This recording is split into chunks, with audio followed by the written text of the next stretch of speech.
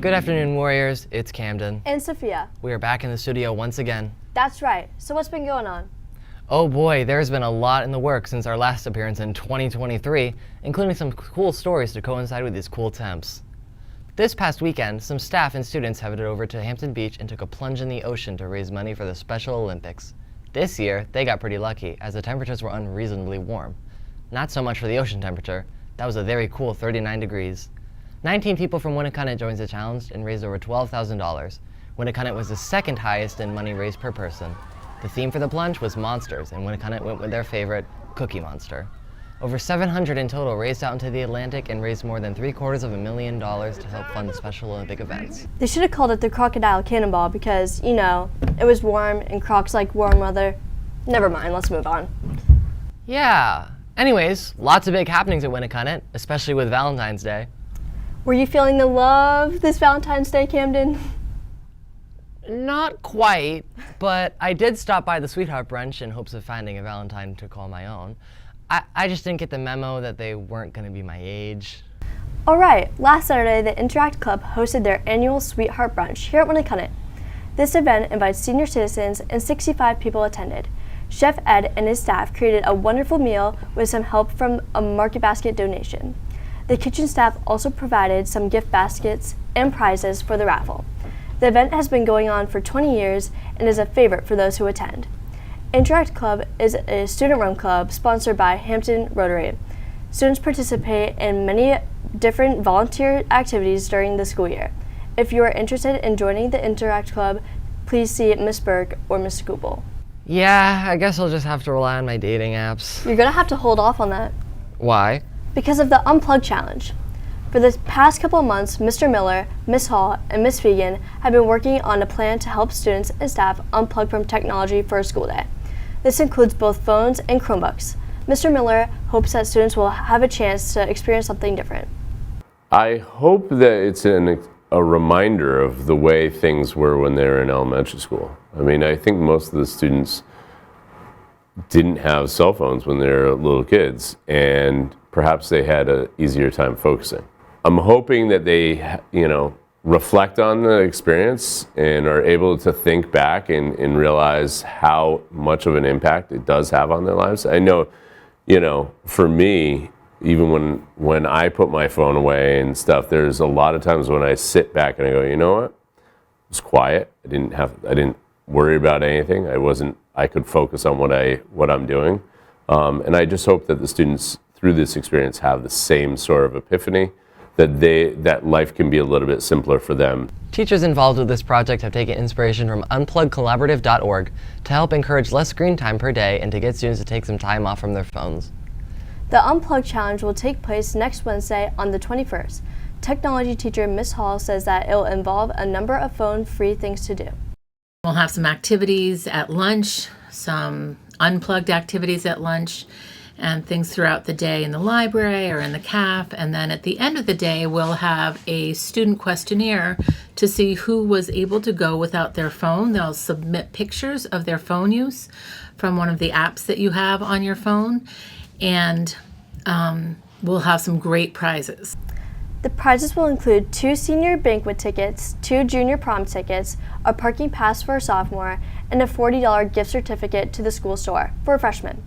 To get ready for the challenge, on Monday, all students will attend their assigned advisory block to discuss what to expect. And on Tuesday, they'll watch a short video about the challenge. Yeesh, what am I supposed to do, travel the world? You have school, but I hear that's not a bad idea. You hear? From whom?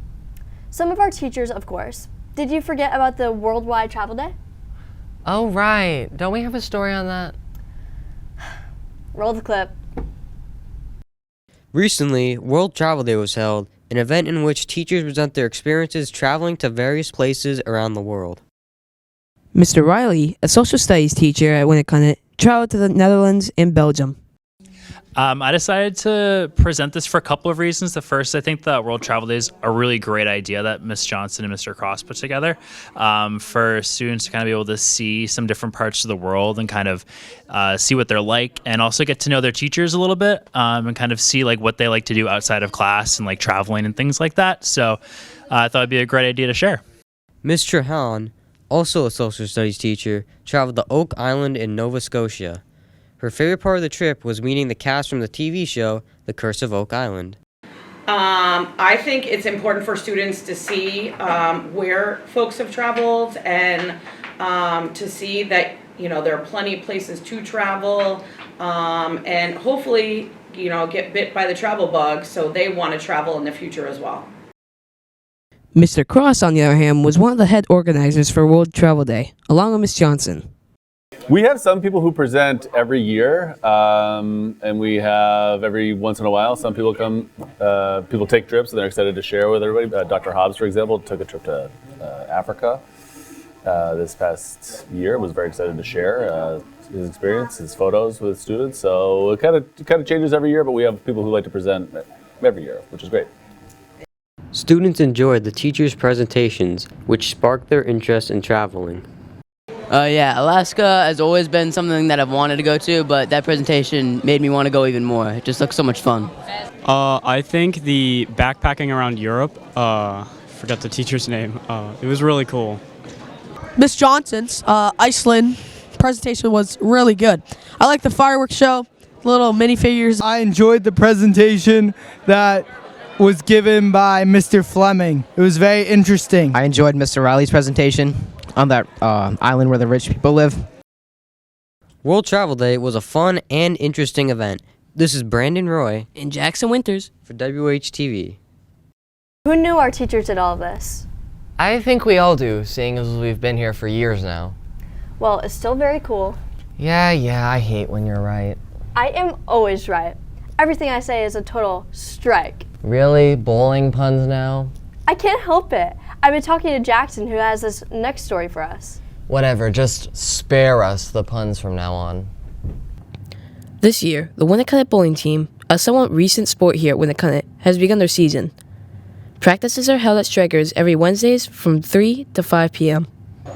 Bowling team members Maddie Eaton, Lily Snow, and Jocelyn Snow all play on the softball team and initially did bowling just for fun, but ended up enjoying it very much so that they did it for another additional 3 years. I started bowling my sophomore year.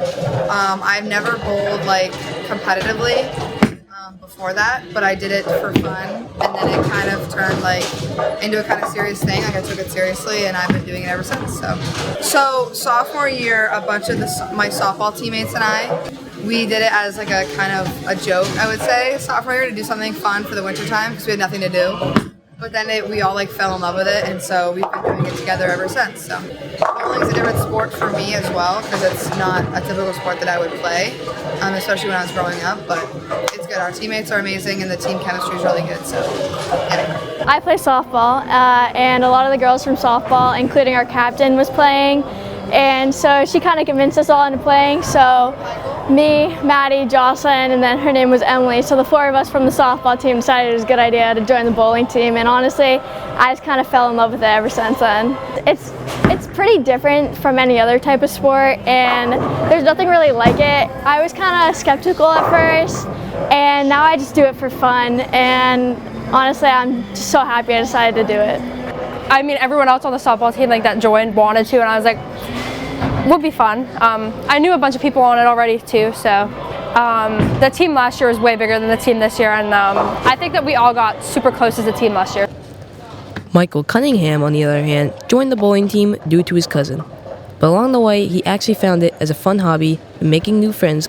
Just talking to people that I can actually trust, that I've been able to get used to over the years, and just having fun with other alumni that show up for seeing alumni games. The bowling team had a great season this year, and sadly were 10 points short in order to continue on to the championship. Hopefully more people consider joining the team next year.